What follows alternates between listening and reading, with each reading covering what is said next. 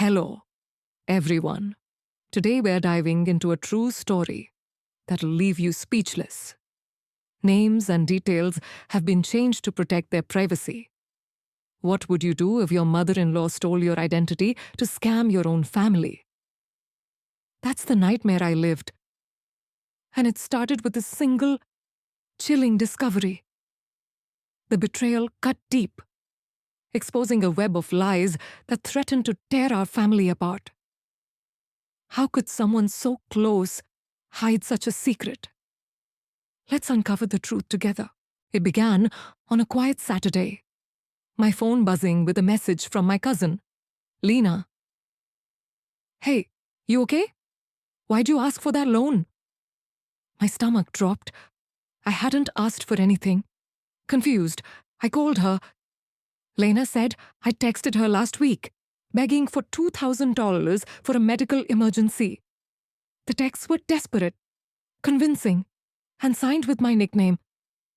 But I never sent them. My mind raced. Who could have done this? Then, a sickening thought hit me: my mother-in-law. Diane. Diane had always been a presence in our home, her sharp eyes watching my every move. She'd lived with us for 2 years, ever since my father-in-law passed. At first, I thought her constant critiques my cooking, my parenting were just her way of coping. But lately, her behavior had turned odd. She'd linger near my desk, glancing at my phone. I'd catch her muttering about money, her voice bitter. Could she really stoop this low? I dug deeper, checking my phone for any sign of tampering. Nothing. But Lena forwarded me the texts, and they were eerily accurate. My tone, my phrases. Whoever did this knew me well. My heart pounded as I considered confronting Diane. She was family, after all. What if I was wrong? But the more I thought about it, the more it made sense. Diane had access to my phone, my contacts, even my social media. She'd borrowed my laptop to check email just last month. Was that when she started? The next day? I casually asked Lena about the texts. She mentioned Diane had called her recently, fishing for details about our family's finances. That was no coincidence. My suspicion grew. But I needed proof. I couldn't just accuse my husband's mother without evidence. Tom, my husband, adored Diane, always defending her quirks. If I was right, this would shatter him. If I was wrong, I'd look paranoid. Either way, I was walking a tightrope. I started paying closer attention to Diane. She'd leave the house at odd hours, claiming she was visiting friends. Her phone was always locked, her conversations hushed. Once, I overheard her on a call, saying, "They'll never know it's me." My blood ran cold. Was she talking about me? About the scam? I felt like I was living with a stranger? Someone who'd smile at me over dinner while plotting behind my back? What kind of person could do this to their own family? The weight of it all kept me up at night. I'd lie there, staring at the ceiling, wondering how far Diane's deception went. Was Lena the only target? What else had she done in my name? The injustice of it burned my own mother-in-law, using my identity to exploit the people I loved. I wanted to scream, to demand answers, but I held back. I needed to be smart, to gather enough evidence to expose her. This wasn't just about me anymore. It was about protecting my family. By the end of that week, I was a wreck, second-guessing every interaction with Diane. Her fake smiles felt like daggers. I couldn't tell Tom, yet he'd never believe me without proof. But the truth was closing in, and I knew I couldn't stay silent forever. How do you confront someone who's betrayed you so deeply? That's what I was about to find out. Stay with me as this story unfolds. The air in our house felt heavier now, like a storm was brewing. Diane's presence, once just irritating, had become a constant pressure on my nerves. Every word she said, every glance, felt loaded with hidden meaning. I couldn't shake the suspicion that she was behind the scam text to Lena, but I had to play it cool. Accusing her without solid proof would only backfire, especially with Tom. He'd always seen his mom as a saint, flawed, but devoted. If I was going to unravel this, I had to navigate the fragile bonds of our family carefully. Diane and I had never been close. When Tom and I married 5 years ago, she'd smiled through the ceremony, but her warmth never reached her eyes. She'd drop comments about my city ways or how I didn't understand family. I brushed it off, thinking time would soften her. But after she moved in, things got worse.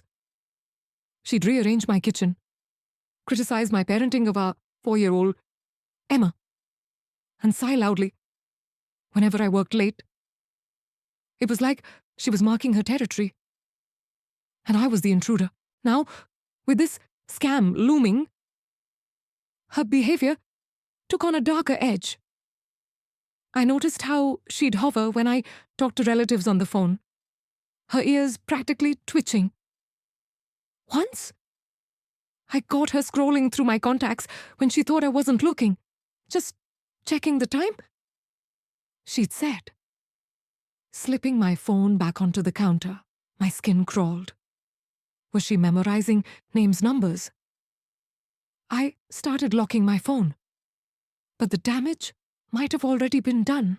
Tom, bless him, was oblivious. He'd come home from his construction job, kiss his mom on the cheek, and laugh off her complaints about me. She's just old school, he'd say. Give her time. But time wasn't helping. Diane's bitterness seemed to grow, especially about money.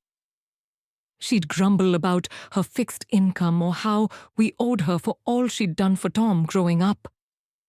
It stung, especially since I'd been the one paying most of our bills lately. Was that why she targeted me to squeeze cash from my relatives? I decided to test the waters. One evening, I mentioned Lena's weird text at dinner. Watching Diane's reaction, someone's been asking for money in my name, I said, keeping my tone light. Tom frowned, confused. But Diane's fork froze, midair. Just for a second. Her eyes flicked to mine, sharp and guarded. Then she laughed, too loud, saying, "People these days, always scamming." My gut twisted. That wasn't the reaction of an innocent person. Later that night, I lay awake, replaying every moment with her. The way she'd borrow my laptop, claiming she didn't know how to use her own. The late-night calls she'd take in the garage, her voice low. Even Emma had started picking up on the tension. Why is Grandma mad all the time, she'd asked me. It broke my heart. Our home, once a sanctuary, felt like a battlefield, and I was losing ground. I started keeping a mental log of Diane's odd behaviors. She'd leave the house with vague excuses, always clutching her phone. She'd ask pointed questions about my cousins, like how much they earned, or if they were generous. It was subtle, but it added up. I felt like I was living with a spy, someone who'd studied me to steal my life. The injustice of it fueled me. How dare she use my name, my relationships, for her gain at what kind of person preys on their own family? By then, I knew I couldn't ignore this. Diane wasn't just a difficult mother-in-law. She was a threat. But confronting her meant risking everything: Tom's trust, Emma's stability, our family's fragile peace. Could I really take her on? You tell me, what would you do if you suspected someone so close was betraying you like this? I was about to find out just how deep her deception ran. The suspicion was eating me alive. But I still needed proof. Diane's fake laugh at dinner had only deepened my resolve. Then, a few days later, another bombshell hit. My aunt, Clara, called, her voice shaky. Why didn't you tell me you needed money for Emma's surgery? My heart stopped. Emma was fine, no surgery, no nothing. Clara said she'd sent $3,000 to a new account I'd supposedly given her over text.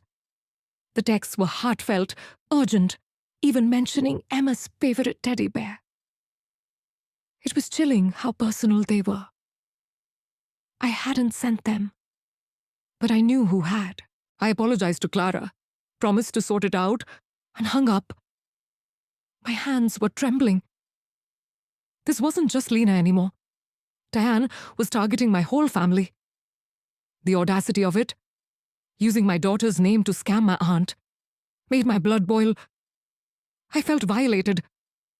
Like Diane had reached into my life and twisted it for her gain. How many others had she conned? I needed answers. But first, I had to stay calm. If I tipped Diane off, she might cover her tracks. I asked Clara to forward the texts. Reading them was like staring into a warped mirror. The words were mine, my phrases, my warmth, but weaponized. Please, Aunt Clara, don't tell anyone.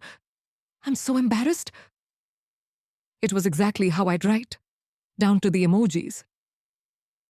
Diane hadn't just stolen my phone. She'd studied me, mimicked me. The thought made my skin crawl. How long had she been planning this? And why? I checked my phone again, desperate for clues. No unfamiliar apps, no hacked accounts. But then, I remembered Diane's tech troubles. She'd used my laptop multiple times, always with some excuse about her phone being too old. Had she accessed my messages there? My cloud backups, I felt like an idiot for not locking everything down sooner. Diane wasn't some master hacker, just a cunning opportunist with too much access to my life. That night, I watched her closely. She was in the living room, chatting with Tom, all smiles. But I noticed her phone never left her hand. When Emma ran up, asking for a story, Diane snapped. Not now. It was unlike her. She usually played the doting grammar card hard. Was she on edge? I decided to push a little. Hey, Diane? I said casually. Clara mentioned some weird text. You ever get anything like that? Her smile faltered, just for a split second. No, she said. Too quickly. Must be a virus. A virus, please. Her lie only fueled me. I started piecing things together. Diane had the means access to my devices, my contacts. She had the motive, her constant complaints about money. And now, the opportunity living in our house, watching my every move. But I still needed hard evidence. Accusing her without it would tear our family apart. Tom was already sensing my stress, asking why I was so jumpy. I couldn't tell him yet. Not until I was sure. I decided to check her room the next day while she was out. It felt wrong, sneaking around, but she'd left me no choice. Her space was tidy, almost too perfect. Under a stack of magazines, I found a notebook. My heart raced as I flipped it open. Names, numbers, dollar amounts. Lena, Clara, even my Uncle Ray. Next to each, notes like trusting or ask for more. It was a hit list, and I was the face of her con. What kind of person does this steals from their own family? using their daughter-in-law's name. I snapped photos of the pages, my hands shaking. This was it, the proof I needed. But as I slipped the notebook back, I heard the front door creak. Diane was home early. My pulse pounded. Had she seen me? I slipped out, forcing a smile as we passed in the hall. Her eyes lingered on me, cold and calculating. She knew I was onto her.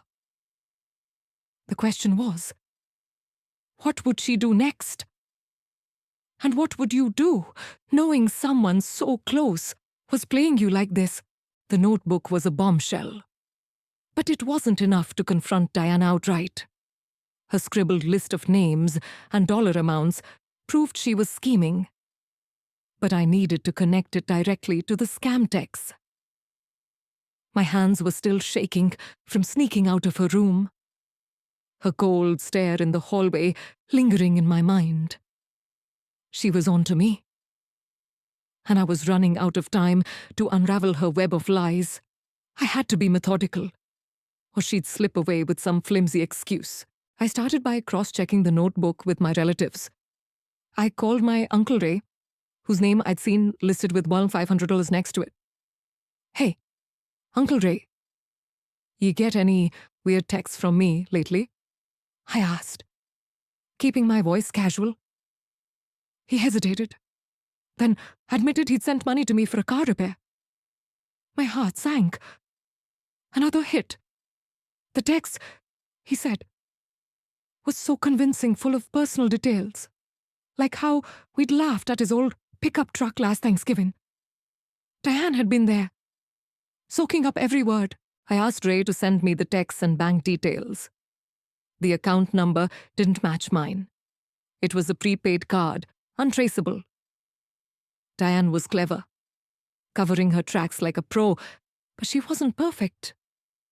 The notebook showed she targeted 6 relatives, not just Lena, Clara, and Ray.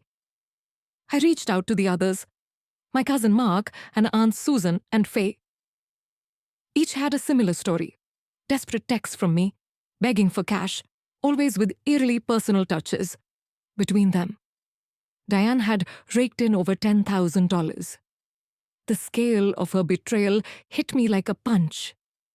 How could she smile at family dinners while robbing us blind? I dug deeper, checking my laptop's history, buried in the browser cache. I found logins to my cloud account from dates when Diane had borrowed it. She'd accessed my messages, my photos, even my email drafts. It was chilling, her audacity, her patience. She'd spent months building this scam, studying my life to mimic me perfectly. I felt exposed, like she'd crawled inside my skin. What drove her to this greed resentment? I needed to know. But first, I had to stop her. I gathered every piece of evidence, screenshots of the texts, photos of her notebook, the browser history. I even recorded a call with Mark, where he described the exact wording of my plea for money. It was airtight, but I still hesitated. Confronting Diane meant blowing up our family. Tom would be devastated, and Emma might lose her grandma. Was I ready to light that fuse? I kept asking myself. What would you do if someone you trusted turned out to be a fraud? Diane's behavior grew bolder, like she sensed the walls closing in. She'd drop snide comments about nosy people at breakfast. Her eyes locked on mine. Once, she accidentally knocked my phone off the counter, smirking as I scrambled to check it. She was taunting me, daring me to make a move. I wanted to scream, to shake her, and demand why she targeted me. But I held back. She was counting on me, losing my cool. Then, a breakthrough. Faye mentioned Diane had called her after the scam, fishing for details about whether I'd caught on. That was her mistake proof. She wasn't just an opportunist, but a calculated predator. I saved that voicemail, adding it to my arsenal. The evidence was overwhelming now. But so was the weight of what came next. I couldn't keep this from Tom anymore. He deserved to know his mom was a liar. But how do you break news like that without breaking someone's heart? As I sat there, staring at the evidence on my laptop, Diane's laughter echoed from the living room. She was playing with Emma, acting like nothing was wrong. The hypocrisy of it burned. She wasn't just stealing money. She was stealing trust, family, my name. I had to end this, but the cost would be steep. Have you ever had to choose between truth and peace? That's where I was, teetering on the edge. The evidence was ironclad texts, notebook, browser history, Faye's voicemail. Diane's scam was laid bare. But the truth felt like a blade in my hand. Telling Tom would cut deep, maybe deeper than I could handle. He loved his mom, flaws and all, and I'd been dodging his questions about my mood for days. But I couldn't carry this alone anymore. Diane's betrayal wasn't just against me. It was against our family, our trust. I had to tell him, even if it shattered his world. That night, after Emma was asleep, I asked Tom to sit down. The kitchen felt too small, the air thick with what I was about to say. Tom, it's about your mom. I started, my voice shaky.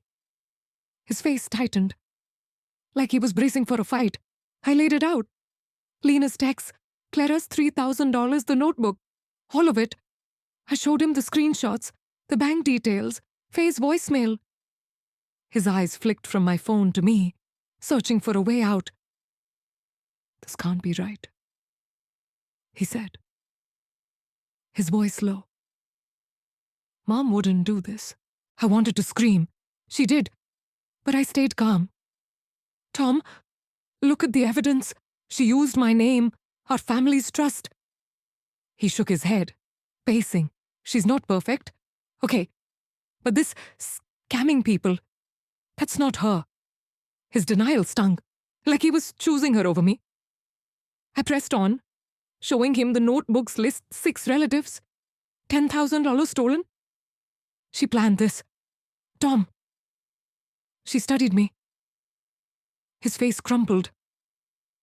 And for a moment, I saw the boy who'd lost his dad, clinging to his mom. He sat down, silent, staring at the table. Why didn't you tell me sooner? He finally asked. The question hit hard. I'd wanted to protect him, to be sure. But maybe I'd waited too long. I needed proof. I said, I didn't want to hurt you unless I was certain. He nodded. But his eyes were distant. What do we do now? He asked.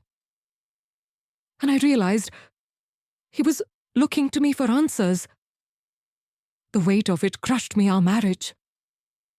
Emma's world, all teetering on what came next. Diane was still in the house, oblivious to our talk. I could hear her humming in the living room, carefree, while we sat in ruins. Tom's loyalty was torn, and I felt like the villain for forcing him to see his mom's true colors. We need to confront her. I said, but together. He hesitated, then nodded. Not yet. I need time. Time I wanted to shake him. Every day we waited. Diane could scam someone else. But pushing him now might break us. The next morning, Tom was quiet, avoiding Diane's eyes at breakfast. She noticed, her smile faltering. Everything okay? Tommy? She asked, her voice syrupy. He mumbled something and left for work. I watched her, wondering how she could act so normal. Did she feel no guilt?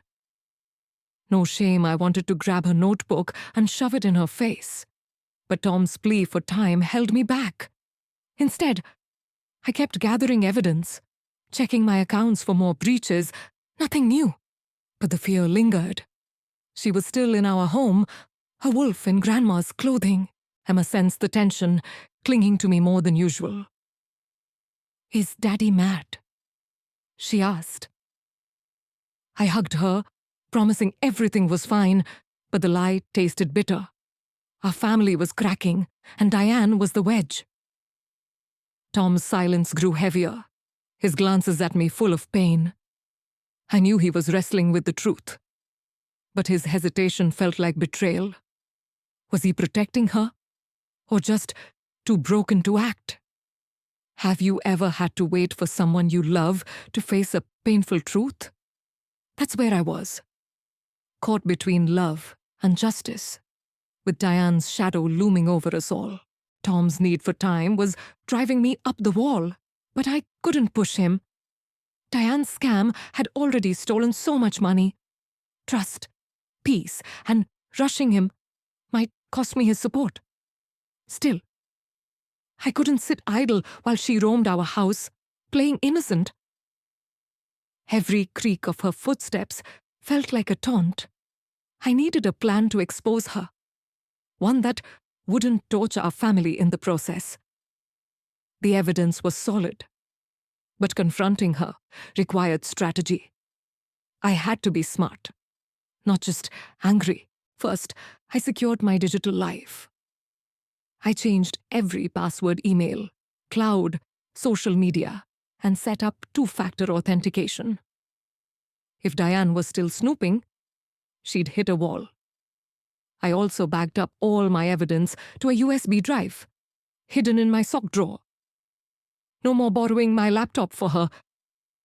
Then, I reached out to the scammed relatives, urging them to freeze their accounts and report the fraud to their banks.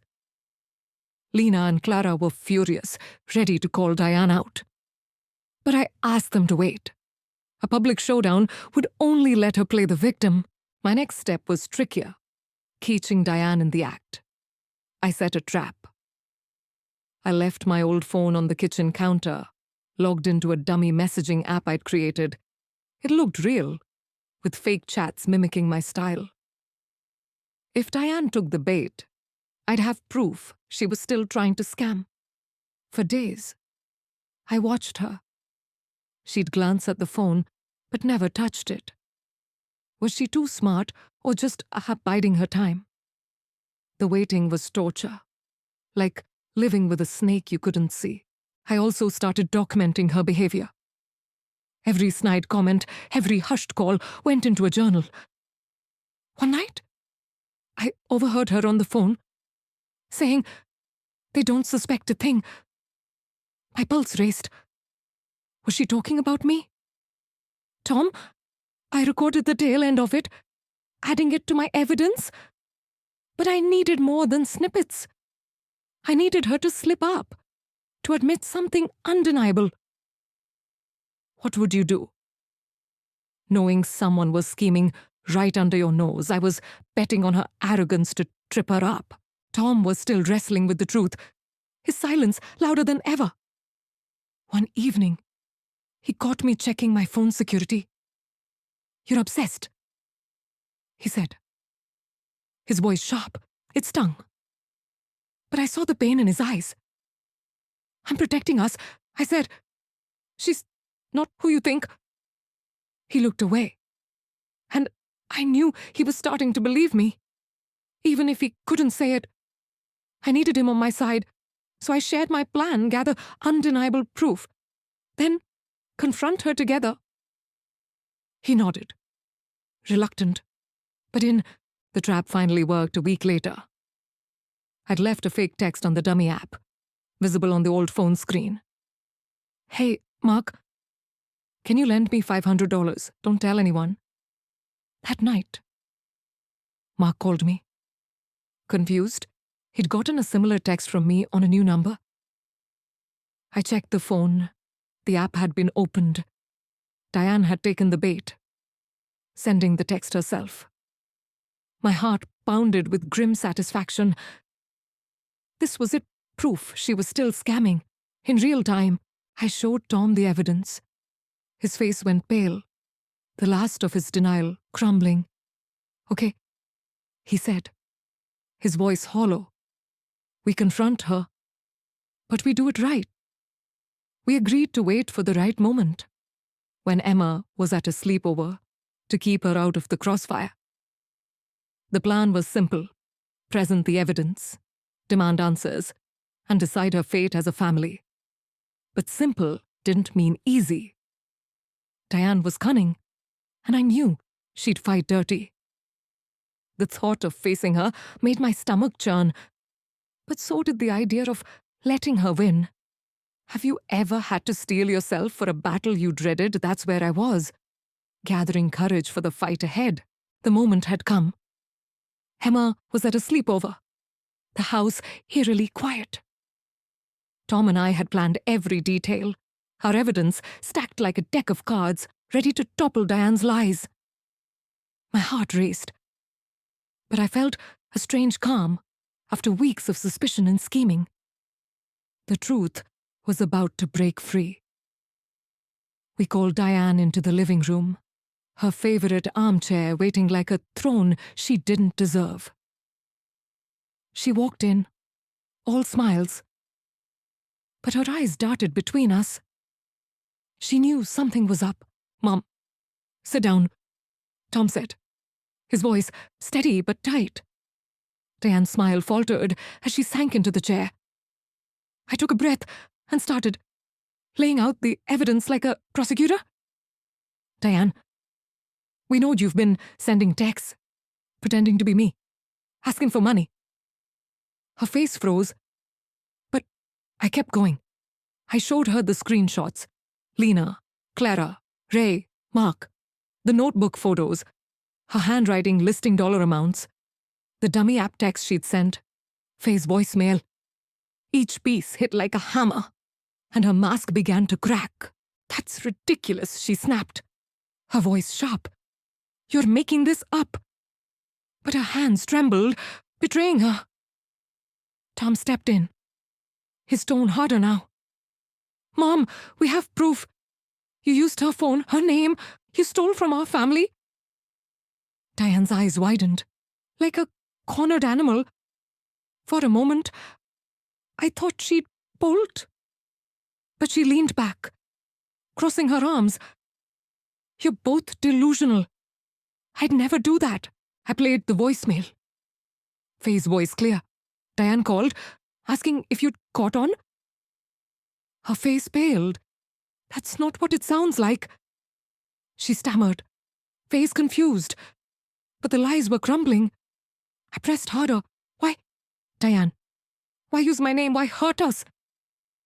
She glared at me, her warmth gone. "You think you're so perfect," she spat. "You and your fancy job, your perfect life."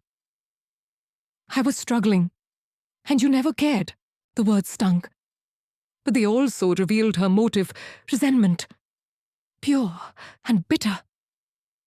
She'd seen me as the enemy, an outsider who'd stolen her son. The scams weren't just about money. They were about control, about punishing me. Tom looked gutted, his voice low. "Mom, how could you? We would have helped you." Diane's eyes softened for a second, but then hardened again. "You don't get it," she said. "I raised you. I deserved better." Her excuses piled up. She was borrowing the money. She'd pay it back. It was no big deal. But the truth was clear. She'd preyed on our family's trust, using my identity to do it. I wanted to scream, but I stayed calm. "You've hurt everyone. Diane, Lena, Clara, Ray, they trusted you." She scoffed. But her bravado was fading. Tom's silence was deafening. I could see him grappling with her betrayal. We laid out our terms. She'd admit everything to the family, return the money, and leave our house. If she refused, we'd go to the police. Her eyes flashed with panic. "You wouldn't dare!" she said. But her voice wavered. Try us, I said, my resolve ironclad. She slumped, defeated, and muttered, Fine. I'll tell them. It wasn't remorse, just survival. What would you do? Facing someone who'd rather lie than own their wrongs.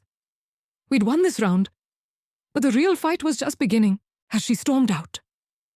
Tom grabbed my hand, his grip tight. I'm sorry, he whispered. I nodded, but the weight of her venom lingered. Diane's confession would be the start, not the end. We had to rebuild trust with our relatives, mend our family's wounds. Her motives, jealousy, entitlement had torn us apart. But I wasn't done fighting for us. The showdown was over, but the fallout was just starting. Have you ever had to confront a truth that changed everything? That's where we were, staring into the wreckage. Diane's confession didn't come with tears or apologies, just a grudging admission over a tense family Zoom call. She mumbled about borrowing the money, claiming she'd meant to pay it back. Lena's face was stone. Clara looked like she'd been slapped. You used my niece's name, Ray said, his voice shaking. Dan had no answer, just a tight-lipped stare.